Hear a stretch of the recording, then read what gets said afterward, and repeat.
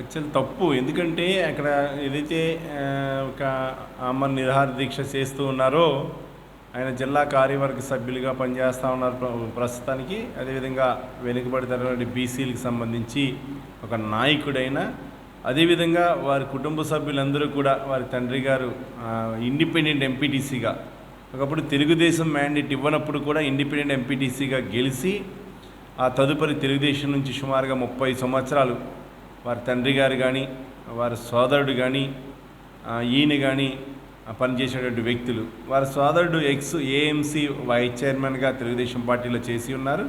అదేవిధంగా ఈరోజు జనసేన యొక్క ఉండి నియోజకవర్గ ఇన్ఛార్జిగా పనిచేస్తూ ఉన్నారు.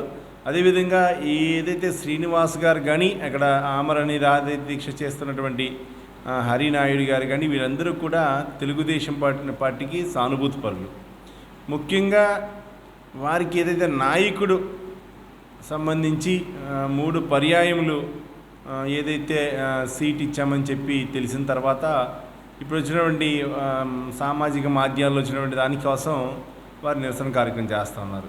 ఏదైతే చేసినటువంటి శ్రీనివాస్ గారు ఉన్నారో, గ్రామం మాదేపట్నం అంటే పెద్ద గ్రామం, మా ప్రాంతంలో తెలుగుదేశానికి ఆయుపట్టు గ్రామం. ఆ గ్రామానికి సర్పంచ్గా కానీ, ఎంపీటీసీగా కానీ, తెలుగుదేశం పార్టీకి సుమారుగా పార్టీలో ఉన్నటువంటి తెలుగుదేశం పార్టీ మండల పార్టీ అధ్యక్షులు కానీ పనిచేసినటువంటి వ్యక్తులు. అటువంటి మాటలు మాట్లాడడం ఒక ఆలోచన విధంలో అది కరెక్ట్ కాదని చెప్పి నేను తీవ్రంగా ఖండిస్తూ ఉన్నాం. ఏదన్నా ఉండేటువంటి మాటలు వెనక్కి తీసుకోవాలా. తెలుగుదేశం పార్టీ కుటుంబ సభ్యులు ఈరోజు ప్రతి ఒక్క కార్యక్రమం, అంటే మొన్న మోటార్ సైకిల్ ర్యాలీ జరిగింది, కొన్ని వేల మంది వచ్చారు, వాళ్ళందరూ బెట్టింగ్ రాయిలా. అదేవిధంగా మొన్న ఎన్డీ గార్డెన్స్కి వచ్చి అందరూ కూడా ఆత్మీయ సమ్మేళన కార్యక్రమం చేయడం జరిగింది.